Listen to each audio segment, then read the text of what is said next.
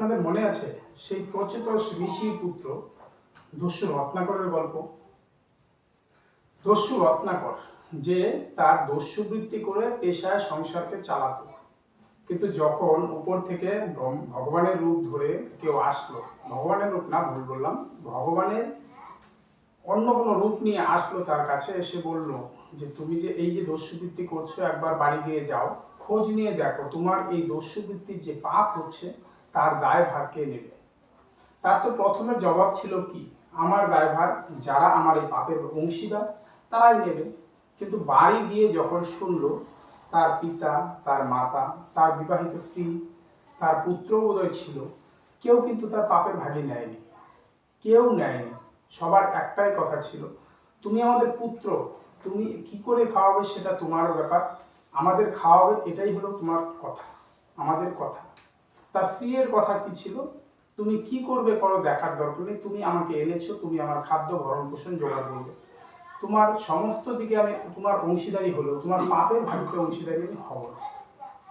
তো এই দুনিয়াতে আপনি কার জন্য করছেন, কেন করছেন, কি করছেন, সেই ভাবনাটা একবার ভাবুন। আজকের দিনে আপনার দেহে বিভিন্ন ধরনের রোগে সংক্রমণ হয়েছে, মাত্র 100, 200, 300 টাকা লাগে ডাক্তারের কাছে গিয়ে আপনার গ্যাসের সমস্যা ঠিক করতে। মাত্র প্রচন্ড জ্বর হয়েছে, কাঁপুনি জ্বর, সেই কাঁপুনি জ্বর নিয়ে আপনি মাঠের জমিতে গিয়ে কাজ করছেন এই দুনিয়াতে চলার জন্য, কিন্তু আপনার এই যে দুনিয়া, এর দিকে নজর দিচ্ছেন না। আপনি কেন করছেন, কার জন্য করছেন, এই প্রশ্নটা একবার মনে নিয়ে আসুন। এই দুনিয়া যদি ঠিক না থাকে, এই দুনিয়াতে আপনার কোনো জায়গা হবে না। যদি এখনো বুঝতে অসুবিধা হয়, আর মানুষ বুঝবে কি করে, মানুষ তো শ্মশানে যাচ্ছি আমরা একজনকে পুড়তে গিয়েও আমাদের সময় নেই, আমাদের ইম্পর্টেন্ট কাজ আছে। একবারও ভেবে দেখছি না যে এই ব্যক্তির পরের ব্যক্তিটা এই শ্মশানে শুয়ে থাকা আমি, সেটা একবারও ভেবে দেখছি না, কি করে বদলাম।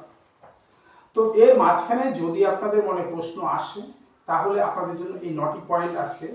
এই 9টি পয়েন্ট যদি আপনারা মানতে পারেন, আপনাদের জীবনে এই দুনিয়ার জন্য অনেক উন্নত হবে। সেই পয়েন্টগুলোর মধ্যে কি থাকছে? প্রথম পয়েন্ট, এই যে সকাল থেকে বের হয়ে রাত পর্যন্ত বিভিন্ন দিকে গিয়ে অতিরিক্ত মিষ্টি খাচ্ছেন, মিষ্টি জাতীয় পানীয় খাচ্ছেন, এই মিষ্টি বা মিষ্টি জাতীয় পানীয় আপনার শরীরের ওজনকে বাড়িয়ে দিচ্ছে, আপনার শরীরে রক্তের টেম্পারকে দুর্বল করে দিচ্ছে, আপনার শরীরে সুগার বা ডায়াবেটিসের মতো এমন ভয়াবহ রোগের কারণ হয়ে দাঁড়াচ্ছে। তাই অতিরিক্ত চিনি বা মিষ্টি জাতীয় জিনিসকে এখনই বর্জন করুন, না হলে আপনার ভবিষ্যৎ কিন্তু খুবই অন্ধকার। নাম্বার 2 কি থাকছে আপনাদের জন্য? আমাদের খারাপ করার জন্য ছোট্ট একটা কালামাল দোকান থেকে শুরু করে বড় একটা নামি দামি, যেখানে আমরা সব কিছু পাই, গ্রোসারি, প্রত্যেকটা জায়গায় প্যাকেটজাত খাবার, চার দোকান থেকে শুরু করে বড় বড় হোটেল, রেস্টুরেন্ট, রেস্তোরাঁ, যেখানে আমি ডেইলি খাবার খাচ্ছি, সেখানে আমাদের খারাপ করার জন্য প্রত্যেকটা খাবার তৈরি করে রাখা আছে।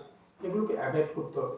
যদি আপনি এই প্যাকেটজাত খাবার, বাইরের কেনা খাবার, এগুলোকে অ্যাভয়েড করতে না পারেন, আপনার এই শরীরটা কিন্তু ভালো হবে না।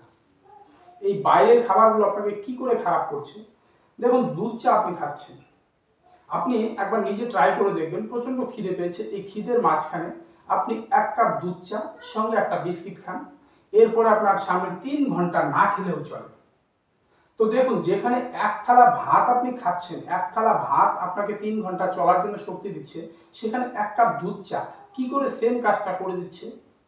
আপনার পেটের ভিতরে এমন একটা বেলুন তৈরি করে দিচ্ছে, যে বেলুন থেকে আপনার খিদের ভাব তো থাকছে না, কিন্তু সেই বেলুনের মাঝখান থেকে আপনার শরীর চলার জন্য যে শক্তি চাই, সেই শক্তি কোত্থেকে পাবে? বেলুনের মাঝে কি আছে? তাই দুধ চাকে দয়া করে অ্যাভয়েড করুন। এই প্যাকেটজাত জিনিসগুলোকে কেনা বন্ধ করুন। প্যাকেটজাত জিনিসের মধ্যে অতিরিক্ত পরিমাণ চিনি দেওয়া থাকে, অতিরিক্ত লবণ দেওয়া থাকে, প্লাস এগুলোকে বারবার করে একই তেলে ভাজা হয়। আর বারবার করে ভাজা তেল, যে তেল আমাদের যে কোনো একটা তেলকে পোড়ালেই তার থেকে কার্বন তৈরি হয়, আর এটা যখন বারবার বারবার একই তেলে বিভিন্ন জিনিস ভেজে ওঠানো হচ্ছে, সেটা আমাদের এই শরীরের জন্য কতটা খারাপ, সেটা আপনাকে বলে বোঝানোর কোনো ভাষা নেই। তাই যত তাড়াতাড়ি সম্ভব যদি এই দুনিয়াকে ভালো করতে চান, বাইরের এই জিনিসগুলোকে বন্ধ করুন। নম্বর 3, এই গরমে তো ফ্যাশন হয়ে গেছে, ইস ক্লান্তি লাগছে, একটু সফট ড্রিঙ্কস নিয়ে নিন। গার্লফ্রেন্ড নিয়ে ঘুরতে গেছেন, একটু সফট ড্রিঙ্কস আর চিপস নিয়ে নিচ্ছেন। আপনি জেনে শুনে তার শরীরের 12টা বাজিয়ে দিচ্ছেন, আপনি জেনে শুনে, কিন্তু দুঃখের কথা আপনি বুঝতে পারছেন না। আপনি জেনে শুনে করছেন কিন্তু বুঝতে পারছেন না, এটাই হচ্ছে সমস্যা। গার্লফ্রেন্ডকে নিয়ে ঘুরতে গেছেন, গার্লফ্রেন্ডের জন্য আপনি উন্নতি চান, তার শরীর স্বাস্থ্য ভালো থাকুক। ছোট বাচ্চা যার জন্মদিন আপনি করছেন, জন্মদিনে বাচ্চাকে দিচ্ছেন কেক, সেই কেকটা কি কি দিয়ে তৈরি হচ্ছে একবার ভালো করে ভেবে দেখুন। জন্মদিনে আপনি বাচ্চার যে কেকটা দিচ্ছেন, কেকটা বিভিন্ন রকম পয়জন জিনিস ওর মধ্যে মিলানো থাকে, কেকটা ভালো থাকার জন্য অনেক দিন। তো সেখানে দাঁড়িয়ে বাচ্চাকে আপনি দিচ্ছেন নোংরা খাবার, দিচ্ছেন আপনি খারাপ জিনিস, আর সেখান থেকে বাচ্চার আয়ু যেন দীর্ঘায়িত হয়। এটা তো আমাদের কিরকম একটা দুদিকে চলার রাস্তা হয়ে যাচ্ছে, দুই নৌকা, একদিকে ভালো চাচ্ছি আরেকদিকে খারাপ করছি। কি করে সম্ভব হয় শরীর ভালো রাখার জন্য? এই শরীর কিন্তু ভালো থাকবে না, শরীরের দিকে এখনো একটু নজর দিন। নম্বর 4 আপনাদের জন্য কি পয়েন্ট থাকছে, আমাদের জিভের টেস্ট আসার জন্য আমরা লবণকে বেশি করে ব্যবহার করি মাঝে মধ্যে। দেখুন, আপনি খাদ্যের মধ্যে যে লবণ নিচ্ছেন, লবণের মধ্যে থাকে জল। আমাদের এই শরীরের 4 ভাগের 3 ভাগ হচ্ছে জল, বাকি 1 ভাগ হচ্ছে স্থল। যেরকম ভাবে এই পৃথিবী গঠিত আছে, 4 ভাগের 3 ভাগ জল, 1 ভাগ স্থল। তো সেখানে এই লবণ যখন আপনার শরীরে যাচ্ছে, লবণের থেকে জল তৈরি হচ্ছে, জল আমাদের রক্তকে পাতলা করে দিচ্ছে।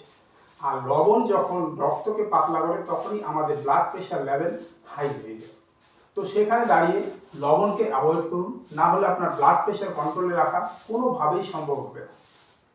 তো এরপর নম্বর 5 আপনাদের জন্য কি থাকছে, আপনি খেতে বসেছেন, খেতে বসার পর কি করছেন, সামনে মোবাইল চালিয়েছেন। দেখুন, একটা খাবার আপনি নিলেন, খাবারকে মুখে নিয়ে আপনি যত বেশি চাবাবেন, তত এই খাবারটার মধ্যে মুখের থেকে লালা, এই লালাগুলো খাবারের সঙ্গে লাগবে, যা বোলাসের মধ্য দিয়ে আমাদের পেটের মধ্যে যাবে। এই পেটের মধ্যে যাওয়ার পর স্টমাকে যাবে, সেখান থেকে আবার অ্যাসিডের খাওয়ার সঙ্গে যুক্ত হয়ে খাওয়াটা হজম হওয়ার জন্য খুব ভালো। যেখান থেকে আমাদের স্মল ইন্টেস্টাইনে যাবে, সেখানেও খাওয়াটা হজম হওয়ার জন্য এই মুখের লালা অনেক গুরুত্বপূর্ণ। সেখান থেকে আমাদের লার্জ ইন্টেস্টাইনে যাবে, সেখানেও খাওয়াকে হজম করার জন্য খাবারের সঙ্গে যদি মুখের লালাটা মিশ্রিত থাকে, হজমের জন্য খুবই ভালো, জীবাণুগুলো সে তাড়াতাড়ি তাকে হজম করতে পারে। কিন্তু বিষয়টা হচ্ছে, আমরা মোবাইল দেখতে দেখতে খাওয়া ঘপাঘপ খেয়ে নিচ্ছি। একদিকে তো অতিরিক্ত খেয়ে নিচ্ছি, আরেকদিকে কি হচ্ছে, আমরা বুঝতেই পারছি না, খাওয়াকে বেশিক্ষণ চিবাচ্ছি না, খাওয়ার সঙ্গে লালা লাগছে না, যার জন্য পেটের ভিতরে গিয়ে হজম হতে ওটা বিভিন্ন ধরনের সমস্যা তৈরি করছে। খাদ্য যদি হজম না হয়, আপনার শরীরে রস ঠিক মতো তৈরি হবে না। রস যদি ঠিকঠাক তৈরি না হয়, আপনার রক্ত কিন্তু কখনোই ভালো তৈরি হবে না। আর রক্ত যদি ভালো না হয়, আপনার মাংসের খাদ্যও কিন্তু রক্ত থেকে আসে। মাংস যদি ভালো খাদ্য না পায়, আপনার যে চর্বি হয় শরীরে, সেই চর্বি কিন্তু ভালো থাকবে না। যদি চর্বি ভালো না থাকে, আপনার শরীরে হাড়ের গঠন ঠিক থাকবে না।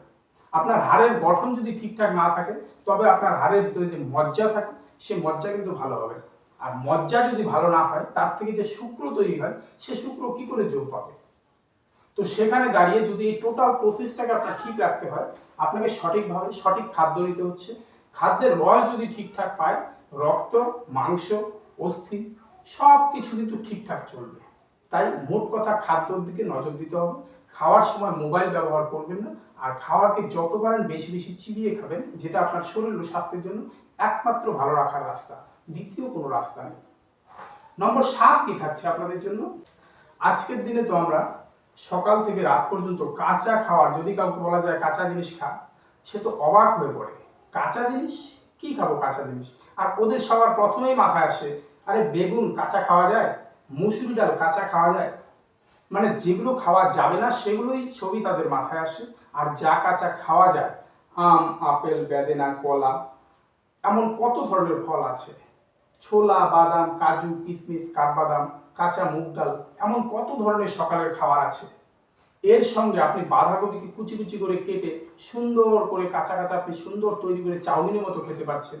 যে কোনো জিনিসকে আপনি কাঁচা তৈরি করে খেতে পারছেন, কিন্তু আমাদের মাথায় সে ছবি একদম নেই, কেননা তার সঙ্গে আমাদের সম্পর্ক নেই। তো কাঁচা জিনিস যদি আপনি সারাদিন না খাচ্ছেন, কাঁচা জিনিসের মধ্যে থাকে সঠিক ফাইবার, সঠিক ফাইবার যদি আপনি না খান, আপনার পেটের ভিতরে মল ঠিকমতো তৈরি হয়। আর যার জন্য আজকে কনস্টিপশন, গ্যাস্ট্রিক অম্বল, যেখান থেকে বিভিন্ন রোগের শুরু, শেষ পর্যন্ত ক্যান্সারও হয়, শুধুমাত্র ভুল খাদ্য, ফাইবার কম খাওয়ার জন্য।